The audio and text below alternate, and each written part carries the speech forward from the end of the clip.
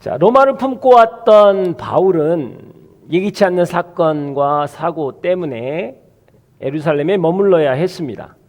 성전에 올라가서 예식을 진행하고 있던 바울은 성전에 이방인을 데리고 왔다라는 오해를 사게 되고, 그래서 사람들에게 붙들려서 성전 밖으로 내동댕이 쳐지고 매를 맞고 거의 죽임을 당할 상황이 되었습니다. 바울로 인해서 예루살렘 성전은 큰 소란이 일어났고, 치안을 담당하고 있던 천부장이 등장할 정도로 큰 폭동으로 발전했습니다. 천부장은 바울을 결박했고, 군중들이 왜 이렇게 분노하는지 알기 위해서 바울을 매질하라고 이야기를 했습니다. 그때 바울은 아직 판결을 받지 않는 로마 시민을 채찍질하는 것이 합법한 것이냐라고 반문을 하게 되죠. 이 말을 들은 천부장은 로마 시민권을 가지고 있는 바울을 결박한 것을 굉장히 두려워합니다. 그러나 자신이 치안을 담당하고 있는 예루살렘에 큰 폭동과 혼란, 소란이 일어났기 때문에 그냥 넘어갈 수 있는 일은 아니었습니다. 그래서 유대인들이 왜 이렇게 소동을 일으키고 고소를 했는지 그 원인을 알기 위해서 산헤드림 공회를 소집했고, 거기서 일어난 일이 오늘 본문의 말씀입니다. 자, 이 모든 상황의 주도권은 천부장에게 있는 것 같습니다. 바울을 붙잡았고 감금했고 또 산헤드림 공회를 소집할 정도로 그에게 모든 주도권이 있는 것 같습니다. 그리고 또 그가 산헤드림 공회에게 주도권을 넘기면서 너희들이 한번 신문해 보아라 라고 이야기를 하고 있습니다. 그러나 오늘 결론을 먼저 이야기해 본다면 이 모든 사건과 사고는 바울이 로마로 가기 위한 과정이었다라는 거예요. 비록 그들이 붙잡았고 가두고 재판을 하고 때렸지만 이것은 다 바울을 위한 일로 진행되고 있다라는 것입니다. 사랑하는 여러분, 세상이 역사의 흐름을 주도하는 것 같지만 하나님께서 이 모든 것을 주관하고 계신다라는 거예요. 여러분, 그것을 믿으십니까? 우리가 우리 인생을 살아가면서 세상의 힘과 세상의 영향력이 이 모든 것들을 주도하는 것처럼 우리는 느끼고 살아가지만 우리가 믿음의 눈으로 정확하게 바라보면 이 모든 것은 하나님의 주권 아래 있는 일이라는 거예요. 하나님이 허락하지 않으면 공중에 나는 새 한 마리도 떨어지지 않는다라고 말씀하셨기 때문이에요. 여러분의 삶의 자리에서 우리가 선포해야 하는 게 이런 거라는 거예요. 누군가가 주도한다고 해서 여러분 주권을 넘겨드리면 안 되는 거예요.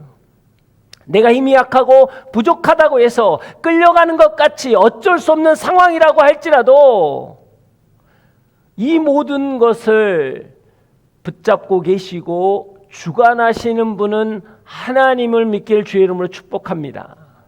자, 1절 말씀 한번 읽어보겠습니다. 1절 다 함께 읽겠습니다. 바울은 공회를 똑바로 쳐다보며 말했습니다. 내 형제들이여, 나는 오늘까지 모두 선한 양심으로 하나님을 위해 살아왔습니다. 자, 산헤드림 공회는 이스라엘의 최고 의결 기관입니다. 이미 바울이 죄인이라는 단정을 짓고 죽을 듯이 쳐다보고 있는 그들입니다. 이 공회는 예수님을 불법적으로 재판해서 죽이는 결정을 했던 기관이기에 여러분, 잘못하면 그들의 결정을 통해서 직결 처분을 받아서 바울이 죽을 수 있는 상황이었어요. 이건 굉장히 긴박한 상황입니다. 그런데 바울은 너무나 평안하고 굳건하게 그 자리에 서 있다라는 것입니다. 사랑하는 여러분, 그리스도인들은 항상 세상 앞에서 이렇게 서 있어야 합니다. 우리는 세상 가운데 살고 있기에 결코 여러분 세상과 무관하게 살 수 없는 거예요. 우리의 의식주를 해결하는 경제 활동도 여러분 세상이에요. 우리가 즐기고 누리는 문화도 여러분 세상이라는 거예요. 그렇기 때문에 세상을 가볍게 만만하게 볼 수 있는 건 아니라는 거죠. 그런데 이 세상이 우리의 믿음을 위협하고 우리의 신앙의 가치를 무너뜨리려고 하기 때문에 우리는 그것을 부딪혀서 싸워야 한다라는 것이죠. 여러분, 이 싸움은 단순히 우리들만의 이야기는 아닙니다. 이 싸움은 이 땅에 교회가 세워지고 이 땅에 그리스도인들이 처음 존재하기 시작한 후로부터 시작되었다라고 오늘 성경은 이야기하고 있기 때문이에요. 마태복음 10장에 보면 주님께서 12 제자를 세상 가운데 파송하실 때 그들이 이제는 곧 주님이 떠나고 홀로 이 세상 가운데 남아야 하는 상황을 맞이하는 것을 생각해서 주님은 그들을 이렇게 말합니다. 내가 너희를 보내는 것이 양을 늑대의 소굴에 보내는 것 같구나라고 말씀하셨다는 거예요. 사랑하는 여러분, 이것을 분명히 기억하셔야 합니다. 이것이 바로 주님이 바라보는 세상에 대한 인식이라는 거예요. 세상이 그렇게 낭만적이고 만만한 것이 아니라는 거예요. 만약에 너희가 양이라면, 만약에 너희가 신앙인이라면 세상은 너희를 삼키려고 물어뜯고 찢으려고 하는 그런 늑대들과 같이 될 것이다 라고 오늘 성경은 이야기하고 있거든요. 너희의 영혼들을 낙심케 하고 너희의 꿈을 뺏고 관계를 파괴하고 실패자로 만들고 지치고 상하고 낙심하는 세력들이 세상 가운데 있다라고 이야기하는 거예요. 그렇게 신앙인들은 이러한 세상의 현실에 대해서 분명하게 인식해야 합니다. 그러면 신앙인은 어떻게 이런 늑대와 같은 세상 속에서, 이 세력 속에서 어떻게 싸워야 할 것인가 라는 게 오늘 사도 바울이 이야기한 것입니다.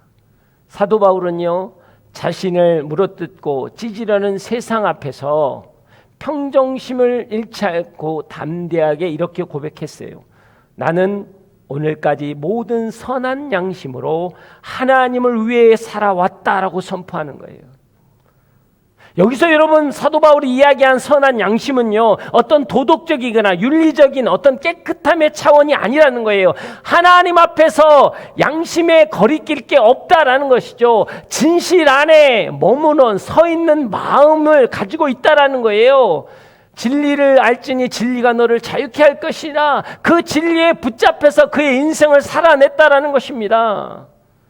사도 바울의 삶은요, 자신의 영광이나 유익을 구한 것이 아니라 하나님의 사명에 붙들려 있었기 때문에 그의 마음의 중심이 하나님이라는 절대적인 반석 위에 굳건하게 서 있었기에 사람들이나 어떤 상황이 아무리 어렵고 힘들게 할지라도 믿음의 평정심을 가지고 있었다라는 것입니다. 사랑하는 여러분, 여러분이 하나님께 쓰임받기를 원하십니까?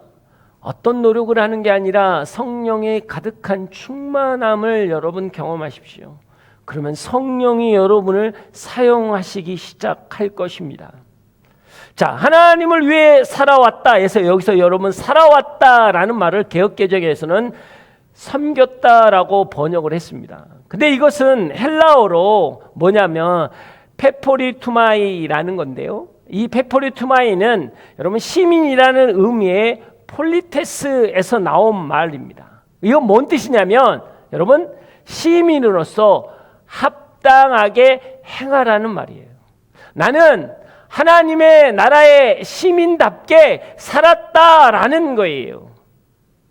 이게 지금 사도 바울의 고백이라는 거예요. 하나님 나라의 시민답게 살았다. 제가 제일 좋아하는 단어 중에 하나가 여러분 답게입니다. 성도답게, 그리스도인답게. 사실 목사답게 살았다라고 하는 게 제일 무서운 말이죠. 제일 부담스러운 말이죠. 내가 목사답게 살았는가를 바라보면 쉽지 않습니다. 여러분, 답게라는 것은 행동에서 나오는 게 아니라 여러분 신분에서 나오는 거예요. 어떤 신분을 가진 사람이 그 신분에 맞게 행동하는 삶을 이야기하는 거예요. 근데 우리는 답게라는 말보다는 처럼이란 말에 익숙해 있는 거예요. 우리는 세상에서 뭐예요? 그리스도인처럼 살아갑니다.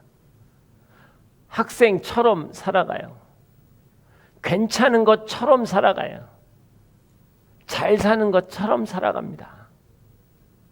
이처럼은요, 신분을 나타내는 게 아니라 행동으로 커버가 돼요. 괜찮은 것처럼 보이면 되거든요. 잘 사는 것처럼 보이면 되는 거예요. 학생처럼 가방을 메고 학교에 가면 학생처럼 보여요. 하지만 학생답지는 않아요. 그 행동이. 우리가 교회에 오고 예배 드리고 기도하면 그리스도인처럼 보입니다. 정말 그러나 우리는 그리스도인답게 사느냐라는 거예요. 여러분이 하나님의 자녀답게 살아갑니까? 여러분이 가정에서 자녀답게 살아갑니까? 자녀처럼 살아갑니까?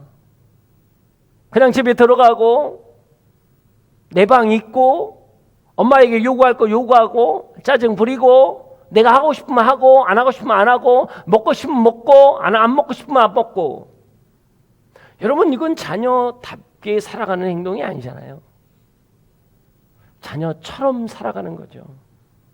우리는 우리도 모르게 그리스도인처럼 살아가는데 너무 익숙하다는 거예요. 여러분, 구원은 삶의 태도나 습관, 삶의 모습을 바꾸어야 얻는 것이 아니죠. 우리의 신분이 바꾸어야 얻는 게 여러분 구원이라는 거예요. 그래서 우리가 예수 그리스도를 구주로 믿는다라는 것은 무엇입니까? 우리는 새로운 피조물이 되었다라는 거예요. 그래서 우리는 하나님의 자녀답게 살아갈 수 있는 존재가 되었다라는 것이거든요. 사랑하는 여러분은 어떻습니까? 그리스도인답게, 하나님의 자녀답게, 영생을 소유한 사람답게, 천국 백성답게 살아가고 계십니까? 그 은혜가 여러분 가운데 계실 줄 여러분 축복합니다. 자, 여기서 사용하는 시제는 완료 직설법인데요. 자, 이 히브리어에서 여러분 직설법은 뭐냐면 사실이나 실제, 그러니까 팩트나 리얼리티가 있어야 되는 거예요. 이것을 표현한 형태를 여러분 말하는 거예요.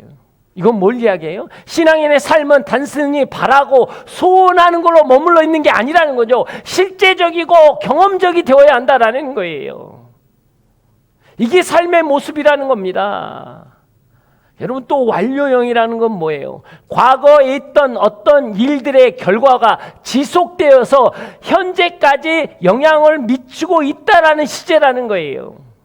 사도 바울은요, 다메섹에서 20년 전에 예수님을 만났습니다. 근데 만난 그 예수님의 만남이 20년 후에 지금까지도 사도 바울에게 영향을 미치고 있다라는 거예요. 그 영향을 동일하게 경험하고 있는 게 지금 오늘 사도 바울의 삶이었다라는 것입니다. 여러분 어떻습니까? 예수님을 처음 만났던 그 감격이 오늘 여러분의 삶 가운데 영향을 미치고 있습니까? 아니, 그냥 너무 막연하면요, 지난 몇 달 전에 했던 여름 수련회에서 경험했던 어떤 감동이나 은혜나 여러분의 결단이 오늘 나의 삶, 어제의 나의 삶까지 여러분 영향력을 미치고 있느냐라는 거예요. 사도 바울은 여러분 그때 상황 따라서 바뀌는 마음이나 행동이 아니었다라는 거예요. 과거에서 지금까지 한결같이 하나님의 백성답게 그 나라가 요구하는 원리대로 살았다라는 거죠. 말씀의 반석 위에 있었다라는 거예요. 말씀이 요구하는 대로, 말씀이 인도하는 대로 그의 삶을 살아냈다. 여러분, 이것이 내가 양심을 가지고 하나님을 위해서 살았다는 뜻이에요. 그리스도인 고백이 이게 있어야 되는 거예요. 내가 양심에 따라서, 선한 양심에 따라서 하나님을 위해서 살았다. 도덕이나 윤리가 아니에요. 착하게 살아라는 개념이 아니지요. 매일 매 순간에 하나님을 인격적으로 경험하고 그분의 말씀이, 그분의 영이 나에게 영향력을 미쳐서 내가 세상 가운데서 담대하고 평안하고 온전하고 강하게 살아갈 수 있는 모습을 이야기하는 겁니다. 오늘 사도 바울은 그것을 말하고 있는 거예요. 내 양심이, 내 마음이, 내 생각이 하나님의 말씀에 사로잡혀 있다라고 말하는 거예요. 내 인생의 무게의 중심이, 믿음의 무게의 중심이 하나님과의 친밀한 교제 가운데 있기 때문에 나는 흔들리지 않는다라고 고백하는 겁니다. 여러분, 이런 사도 바울에게 사내들임 공회는 공포심을 조장해서 여러분 길을 꺾으려고 했다가 전혀 그게 통하지 않으니까 그들이 당황하기 시작한 거예요.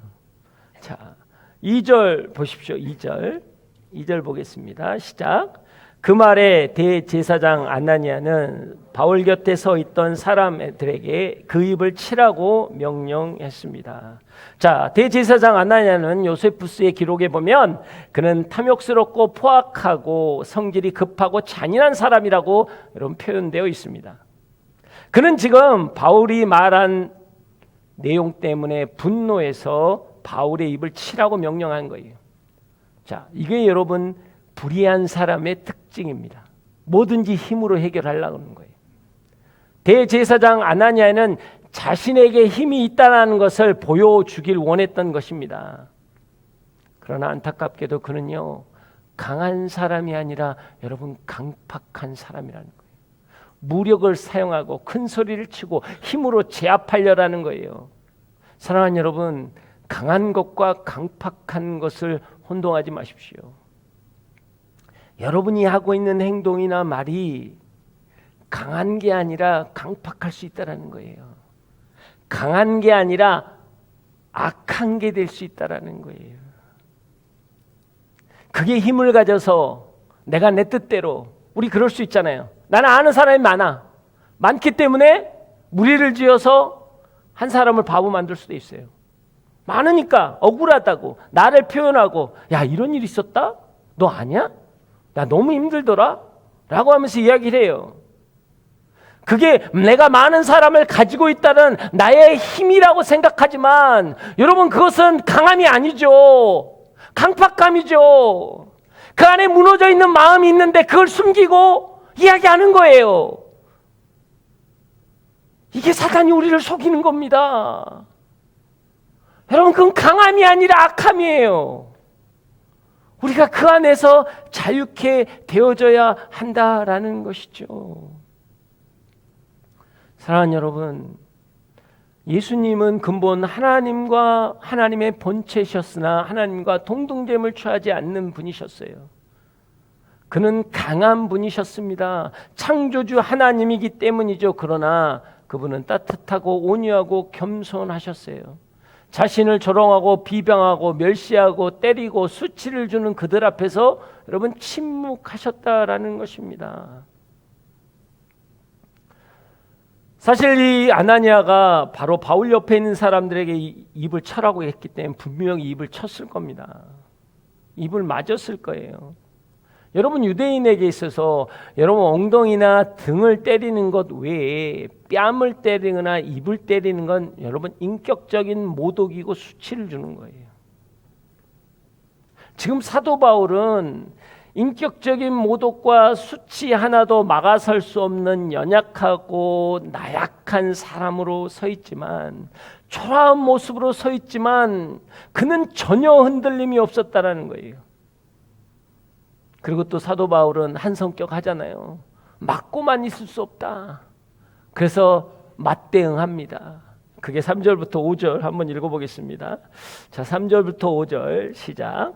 그러자 바울이 그에게 말했습니다. 하나님께서 당신을 치실 것이요 당신은 회칠한 무덤과 같소. 당신은 거기 앉아 율법에 따라 나를 심판하면서 도리어 당신 자신은 율법을 어기고 나를 치라고 명령하고 있지 않소. 바울 곁에 서 있던 사람들이 말했습니다. 어디 감히 하나님의 대제사장을 모욕하느냐. 바울이 대답했습니다. 형제들이여, 나는 그가 대제사장인 줄 몰랐습니다. 기록되기를 내 백성의 지도자를 모욕하지 말라고 했으니 말입니다. 자, 바울은요 한치의 두려움과 망설임 없이 아나니아에게 하나님께서 당신을 치실 것입니다. 당신은 회칠한 무덤입니다. 라고 말하는 거예요. 회칠한 무덤이라는 건 뭐예요? 외적으로는 정결한 것처럼 깨끗하게 깔끔하게 회칠을 해놓습니다. 그러나 그 안에는 시체가 썩는 냄새가 나고 여러분 추악한 거거든요.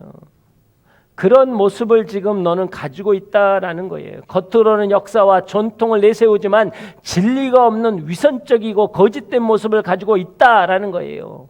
너가 율법대로 나를 판단하고 있는데 율법에는 피고인의 죄가 확정되지 않는 동안에는 정죄할 수 없다라는 그 법을 알면서도 너는 지금 나를 치고 확정되지 않는 결과를 가지고 율법을 어기고 있는 자다라고 이야기하고 있는 거예요.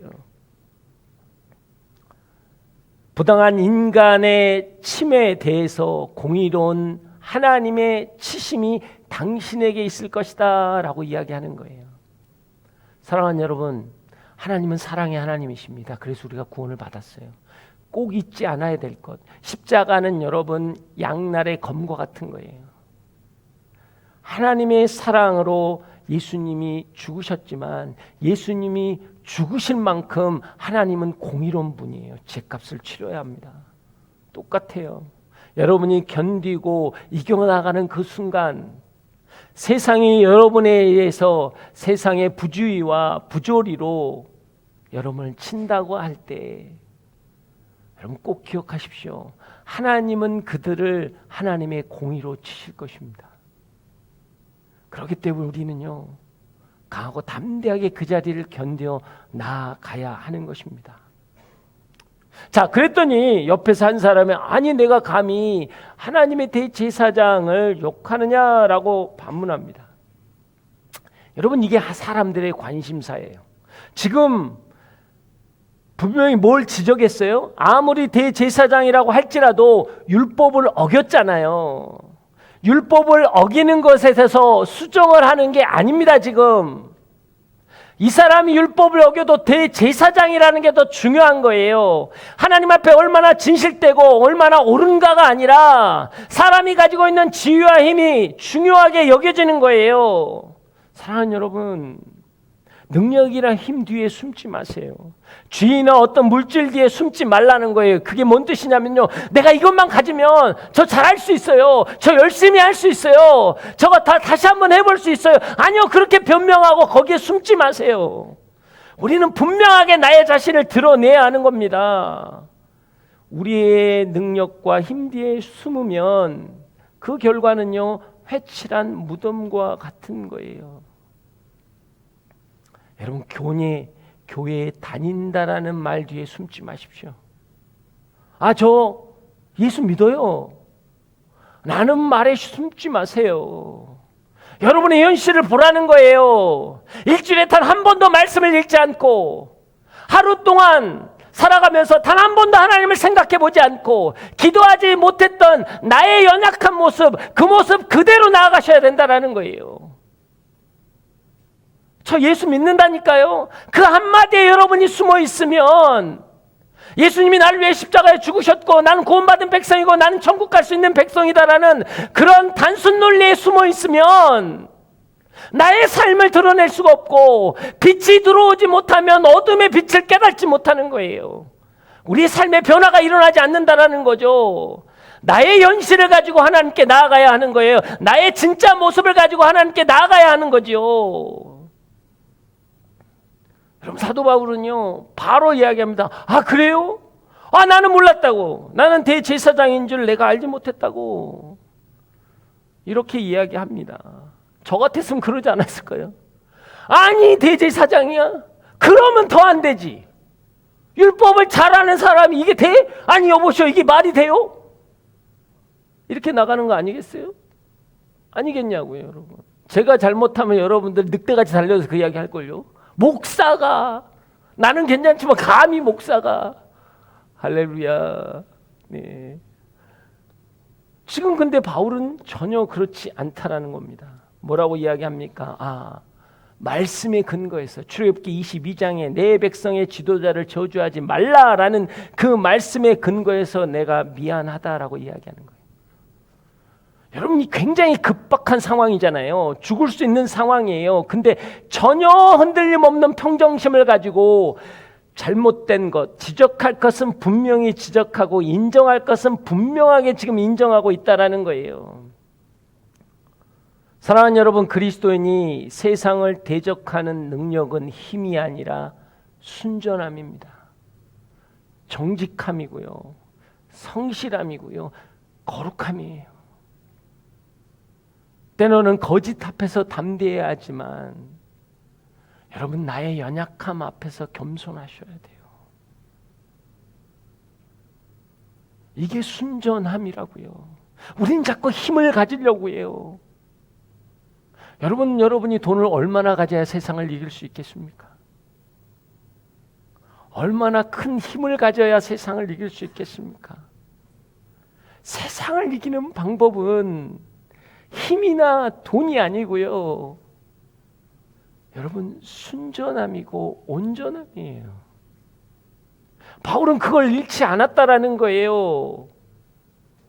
대제사장이 율법을 어겼으니까 더 방방 떠야 합니다. 그러나 말씀의 근거에서 그가 잘못됨을 시인하는 거예요.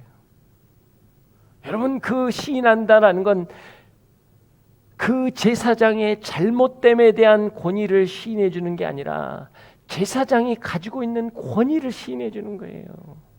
여러분, 이거는 우리 너무나 중요한 이야기입니다. 우리가 놓치고 살아가는 이야기 중에 하나가 이거라는 거예요. 우리는요, 어떤 잘못된 것, 연약한 것을 봅니다. 우리는 볼 수 있어요. 여러분의 주위에서 그런 걸 볼 수는 있어요. 근데 그 다음에 하나를 더 나가요. 저 사람의 권위를 무너뜨려 버린다는 거예요. 여러분, 그럴 때가 너무나 많습니다. 부모님에게 상처를 받을 수 있어요. 그런데 만약에 부모님의 권위를 여러분이 인정하지 않는다면 가장 기본적인 공동체인 가정이 깨지는 거예요. 여러분의 부모가 여러분에게 힘들게 할 수 있어요. 어렵게 할 수 있어요. 그런데 그건 잔소리라고, 그만하라고, 싫다고, 됐다고 권위를 인정하지 않는 행동은요, 가정을 무너뜨린다고요.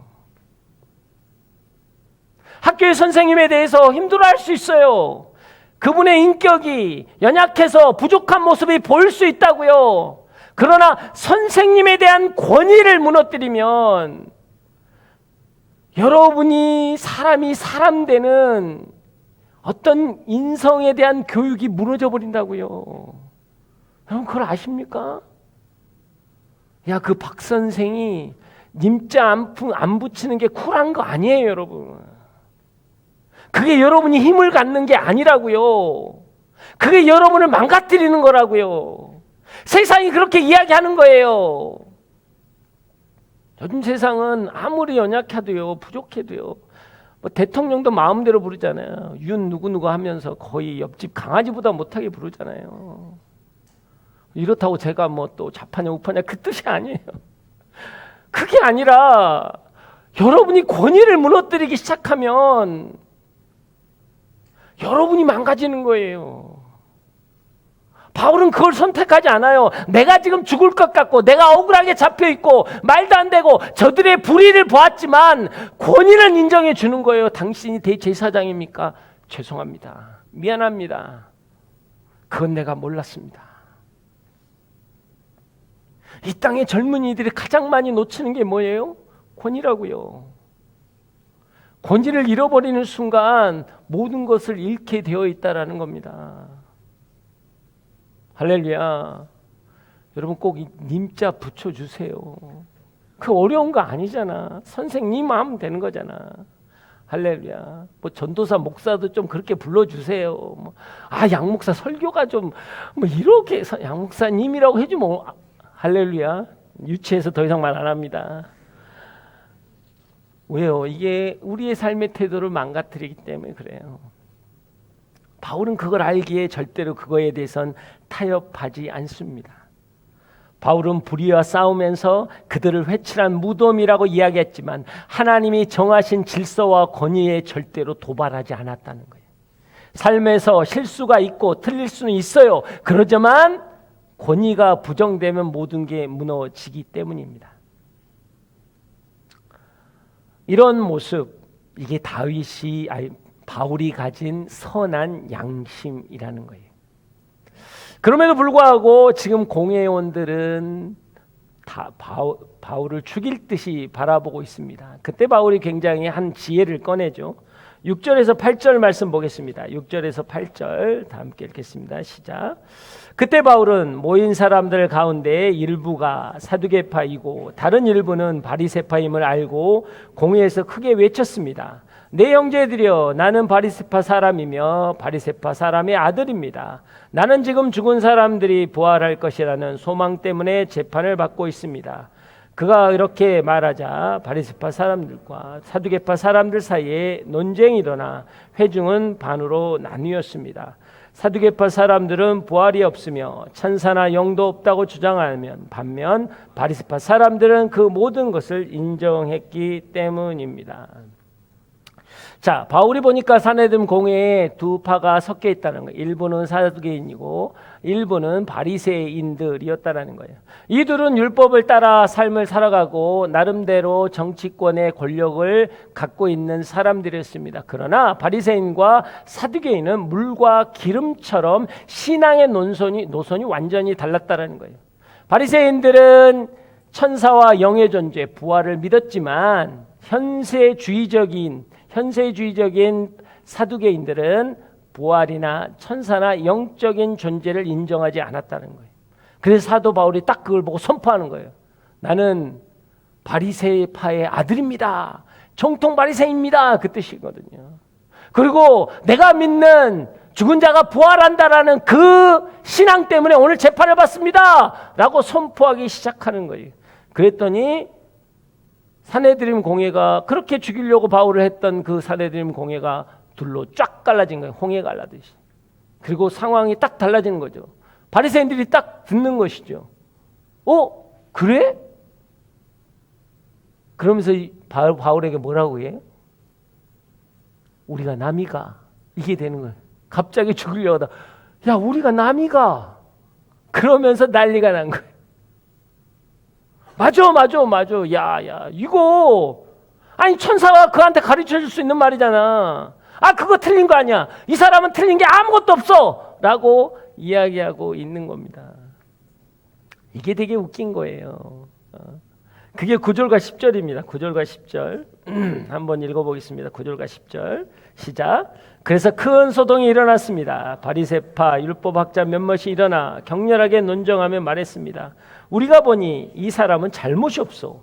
혹시 영이나 천사가 그에게 말한 것이면 어쩌겠소. 논쟁이 점점 커지자 천부장은 바울이 그들에게 찢겨 죽지 않을까 염려해 군인더러 내려가 바울을 그들 가운데 빼내 병영 안으로 데려가라고 명령했습니다. 여러분, 이게 사람입니다. 맞냐 틀리냐가 중요한 게 아니고요. 그건 별로 관심 없어요. 내 편이냐 아니냐, 나하고 친하냐 친하지 않느냐라는 거. 조금 전만 해도 사도 바울을 몰아비쳐서 사형을 시킬 것 같은 눈빛으로 보았습니다. 그런데 이제는 얘가 우리 편이네, 바리새파의 아들이네 라는 선포가 있자 무조건 잘못 안 했다라는 거예요. 야, 무조건 잘못 안 했어. 여러분, 그럼 사람들은요, 들어야 할 말을 듣는 게 아니라 듣고 싶은 말만 들어요. 그래서 여러분이 상처받는 거예요. 아니, 나는 그렇게 말 안 했는데 왜 저렇게 이야기하지? 저 그러지 않았어요. 억울해요. 그 뜻은 뭐냐면요, 이 이야기도 했고 이 이야기도 했는데 마치 악마의 편지처럼 이 이야기만 하는 거예요. 그거는 꼭 그 사람이 나쁘다는 게 아니라 그 사람의 관심이 거기가 있는 거예요. 듣기를 원하는 말만 듣는 거예요. 지금 사도 바울이 이야기하는 건 예수 그리스도에 대한 이야기란 말이에요. 그걸 들은 게 아니라 부활에 대한 이야기만 해요. 우리가 믿는 건 부활인데? 사두개인들은 안 믿잖아. 그러면 이 사람 우리 편인데? 오케이. 그럼 이 사람은 살려야 돼. 간단해요. 예수에 대한 이야기는 듣지 않아요. 예수가 십자가에 죽었다 부활한 거거든요. 너희들이 죽인 예수가 죽었다가 부활했다라는 게 메시지란 말이에요. 그런데 그들에게 보여지는 게 뭐예요? 부활이라는 거예요. 우리가 믿는 부활. 천사가 있고 영이 있는 것을 너가 이야기했기 때문에 오케이. 이게 세상이라는 거예요. 여러분, 그래서 우리가 세상 가운데서 진실되지 못하고 정치를 하는 이유가 뭐예요? 그 사람이 원하는 말을 해줘야 되는 거잖아요. 마치 그거잖아요. 아, 네, 훌륭합니다. 잘하셨습니다. 속으로는 아휴, 설교 때 이런 이야기는 그렇죠. 개뿔. 마음은 그렇지만 말은 그 사람에 맞춰주잖아요. 그렇지 않으면 쉽지 않거든요. 감동했어요. 너무 훌륭해요. 너무 잘하신 것 같아요. 마음에 전혀 그렇지 않대. 왜? 그 말 해야 내가 사는 거거든. 여러분, 이거에 익숙해지면요, 여러분의 양심이 화인을 맞습니다. 더블 스탠다드가 그래서 무서운 거예요. 두 마음을 품지 말라고 하나님이 하시는 이유가 뭐냐면, 우리 인생이 두 마음을 품으면요 자꾸 무너지는 거거든요. 자꾸 타협하게 되는 거거든요. 진실이 이건지 알아. 나는 이렇게 살아야 되는 게 맞아. 그지만은 내가 받는 이익이나 내가 누리는 혜택이 이것이기 때문에 나는 어쩔 수 없이 가는 거예요. 그래서 이 소리를 내는 거예요. 하지 말아야 할 이야기인데도 이야기하는 거예요. 굳이 말 안 하고 지내도 되는데 그냥 이야기하는 거예요. 대단합니다. 훌륭합니다. 잘하셨습니다. 잘한 게 아닌데도 나는 그냥 이야기하는 거예요. 내 영혼이 털리는 거예요. 그 영혼을 가지고 말씀 앞에 나가면 아무런 묵상이 안 돼. 공허합니다. 내가 나를 잘 알거든요. 내가 더블 스탠다드로 살았거든요. 두 마음을 갖고 살았는데 어떤 마음으로 하나님 앞에 나아가겠냐고요. 사랑하는 여러분, 우리는 마음의 중심을 잡아야 합니다. 두 마음이 아니라 한 마음으로 갈 수 있도록 여러분 하셔야 한다라는 거예요. 여러분, 그 은혜가 여러분 가운데 있길 주의 이름으로 축복합니다. 11절 한번 읽어보겠습니다. 11절 시작. 그날 밤 주께서 바울 곁에 서서 말씀하셨습니다. 담대하라. 내가 예루살렘에서 나를 증거한 것 같이 로마에서도 나를 증거할 것이다. 자, 바울이 예루살렘에 올라갈 때는 굉장한 각오를 했습니다. 성령께서 말씀하셨고, 한 선지자를 통해서 너의 밧줄, 너가 묶었던 허리띠를 손과 발을 묶으면서 너는 이렇게 이방인에게 끌려갈 것이다 라는 이야기를 했기 때문에 단단한 결심과 중보기도와 자기의 기도로 준비하며 왔을 겁니다. 그러나 실제를 당해보니까 그게 쉽지는 않는 거거든요. 너무나 고통스러운 거거든요. 바리새파와 사두개파의 갈등을 통해서 이 상황은, 위급한 상황은 면했어요. 그러나 우리가 본문을 다 읽지 않았지만 이 뒤에 본문은 뭡니까? 40명이 넘는 남자들이 바울을 죽이기 전까지는 먹지도 마시지도 않겠다라고 사람을 준비했거든요. 이게 지금 현실이거든요. 순간은 넘겼어요. 위기는 넘겼어요. 그러나 쉽지 않다란 말이죠. 나도 모르게 여러분 긴 하루를 지냈던 바울에게는 여기에 끌려다니고 저기에 끌려다니면서 이야기를 들었던 그에게 너무나 지치고 힘들었을 거라는 거죠. 그리고 로마를 보아야 하리라는 그 마음을 가지고 왔지만 여전히 뭐예요? 예루살렘 밖으로 한 발자국도 나가지 못하는 이 상황. 지금 이게 현실이거든요. 끝날 것 같지 않는 긴 하루에 너무나 시달렸다라는 거죠. 한 치 앞도 내다볼 수 없는 이 상황이라는 거죠. 그때 주님이 오신 거예요. 바울 옆에 서시는 거예요. 그리고 말씀하시는 거예요. 담대하라는 거예요. 담대하라. 너가 예루살렘을 떠나서 했던 나에게 증거했던 것처럼 로마에서도 나를 증거해야 할 것이다. 이 이야기는 뭡니까? 앞으로 일어날 일들에 대해서 애원하듯이 점쟁이가 이야기하듯이 하는 이야기가 이건 아니에요. 이렇게 말씀 들으면 안 되는 거예요. 마치 뭐예요? 난 너에게 말했다. 너는 로마를 보아야 할 것이다. 너는 이제 그것을 너의 의지적으로 선택해서 그 일을 해나가라. 여러분, 이 뜻이 아니라는 거예요. 하나님이 로마를 가게 할 거라는 거죠. 주님의 계시는 주님이 완성하시겠다라는 겁니다. 이것은 너의 의지로 가는 게 아니라 나의 의지로 간다라는 거예요. 이게 여러분 하나님의 뜻이고 하나님의 계획이고 하나님의 선하심이라는 걸 여러분 아세요. 우리가 왜 말씀을 묵상해야 합니까? 말씀을 묵상한다는 건 뭐예요? 마치 좋은 말씀을 하나 내가 품어가지고 그것을 좋은 생각, 좋은 행동, 좋은 뜻을 이루겠다라는 그런 명상적인 게 아니에요. 말씀은 영이요 생명이잖아요. 그게 내 안에 들어오면 내가 그 말씀을 붙잡으면 하나님이 그 일을 해내시겠다는 거예요. 내가 아멘하고 그 말씀을 붙잡고 의지하고 신뢰하고 나아가면 하나님이 그 일을 행하십니다. 이게 기독교라는 거예요, 여러분. 여러분의 의지로 이루어지는 게 아니에요. 말씀을 붙잡고 내가 잘 살아야 되겠다, 열심히 살아야 되겠다라는 개념이 아니라 그 말씀을 내가 너를 통해 이룰 것이라. 너가 믿느냐? 너가 그것을 신뢰하느냐? 너가 그것을 붙잡을 수 있겠느냐라고 말하는 거예요. 바울이 한 게 아무것도 없잖아요. 바울이 한 게 아무것도 없어요. 되게 웃긴 게 뭔지 아세요? 40명이 넘는 사람들이 그렇게 죽이겠다고 했더니 성경에 한 번도 안 나오던 바울의 친척이 그 말을 듣고 가서 백부장, 천부장에게 이야기를 합니다.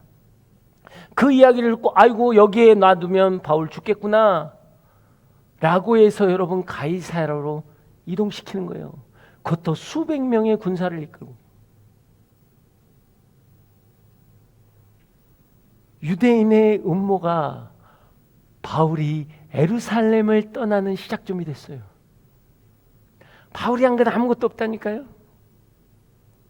예수님이 그의 옆에 서 계셨을 뿐이에요. 왜 우리가 큐티를 해야 되고 왜 우리가 말씀을 해야 하냐면 그 말씀과 내가 동행하기만 하면 그분이 하시겠다라는 거예요. 이게 하나님의 마음입니다, 여러분. 여러분 그리스도인답게 산다라는 게 이런 거예요. 그 말씀을 신뢰하고 내가 말씀을 붙잡고 나아갈 수만 있다면 비록 절망적이고 비록 내 눈에는 아무 증거 보이지 않고 앞이 보이지 않아요. 언제 예루살렘을 나갈 수 있을까? 아니요, 불가능해요. 여기에 갇혀 있기 때문에 할 수가 없는 상황이에요. 여러분 현실에 대한 정확한 데이터 파악보다도 중요한 건 뭐예요? 현실을 뛰어넘는 그 하나님의 말씀을 신뢰할 수 있겠냐라는 거예요. 여러분은 지식이 필요한 게 아니라 하나님의 지혜가 필요한 겁니다. 나는 정확히 망한 상황이다라는 정확한 데이터가 필요한 게 아니고요. 이 상황 가운데도 하나님이 일하고 계신다라는 그 하나님을 신뢰하는 마음, 그것이 있을 때 우리 안에 거룩한 역사가 일어나는 거예요. 바울의 시작점은 바울의 의지나 노력이 아닙니다. 오늘 하나님 말씀하시는 거예요. 너가 예루살렘에서 말씀을 전했지 그 말씀 또한 로마에서 전하게 될 거야. 그걸 누가 해줘요? 내가 할 거야. 너가 하는 게 아니야. 내가 할 거야. 너 믿을 수 있니? 오늘 여러분 주님께서 물으십니다. 너의 인생 가운데 내가 할 거야 믿을 수 있니?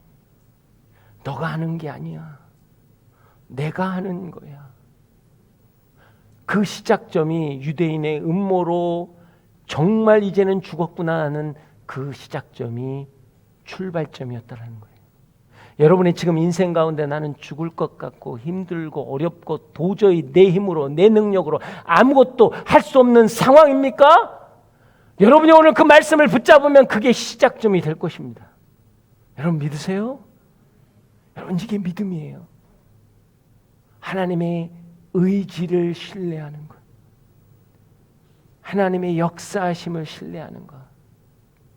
오늘 그 믿음으로 나아가시길 주의 이름으로 축복합니다.